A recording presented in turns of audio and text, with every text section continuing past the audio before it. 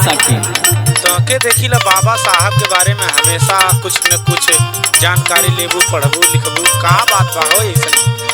सुना ये सखी, बाबा साहब ऐसा करके चल गए हैं न कि बाबा साहब के हम हरदम दिन रात उनके बारे में सोचत रही कि बाबा साहब का करके गए हैं। अच्छा सुना सुनावा। हरे सुना सखी मोरा भीमारा तनवा, सुना सखी मोरा भीमारा तनवा, जनमा दाव पे लगाई दियो रे।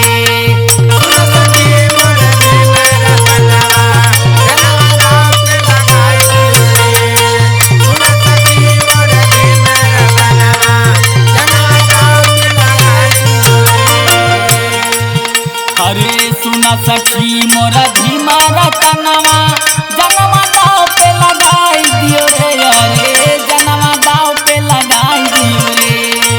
खुद सहे भले के तनो ससतिया, खुद सहे भले के तनो ससतिया, हमके आजादिया दिलाई दियो रे।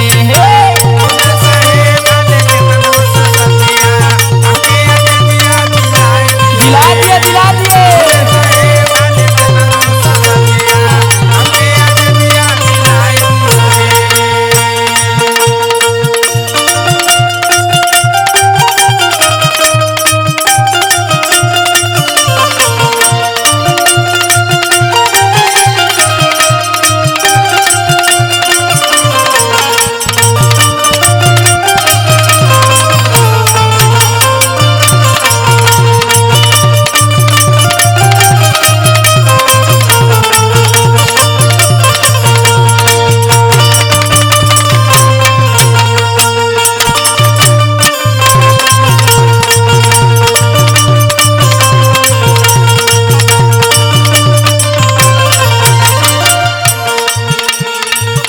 इतना कुछ कैले हम हो सखी। और सुना ये सखी, बाबा साहब हमरे और आपके खातिर का कैले हो। सुना सुनावा।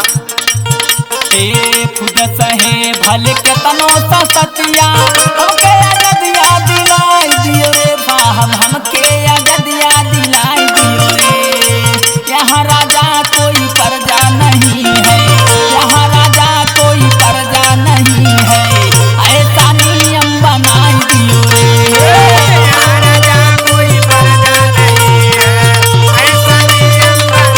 बना दिए बना दिए।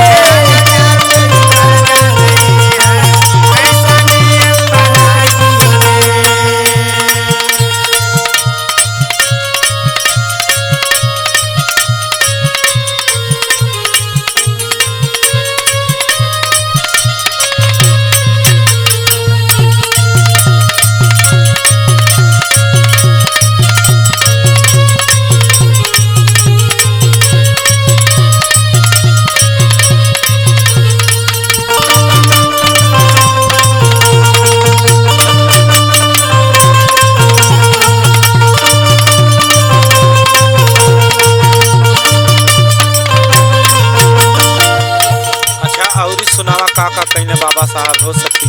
और सुना ये सखी। सुनावा। यहाँ राजा कोई प्रजा नहीं है, ऐसा नियम बनाई दियो रे साहब, ऐसा नियम बनाई दियो रे। खुद पढ़े स्कूल के पीछे, खुद पढ़े स्कूल के पीछे, वह अधिकारवा दिलाई दियो रे।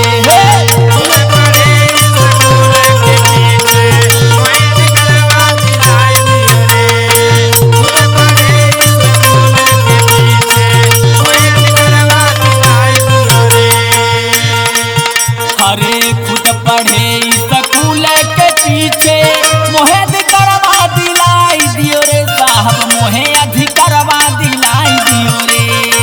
सुना सखी मोरा भीमारा तनवा, सुना सखी मोरा भीमारा तनवा, जनमा दाव पे लगाई दियो रे।